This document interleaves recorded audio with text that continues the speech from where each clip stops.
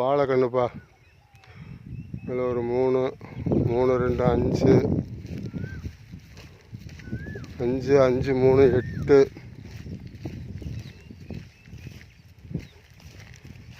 8 8 2 10 10 11 11 11 11 13 13 15 15 2 17 17 2 19 19 வாழைக்கன்று இருக்குப்பா. ஒரு 3 கன்று ஊனி இருக்கேன் இன்னும் தலையில்.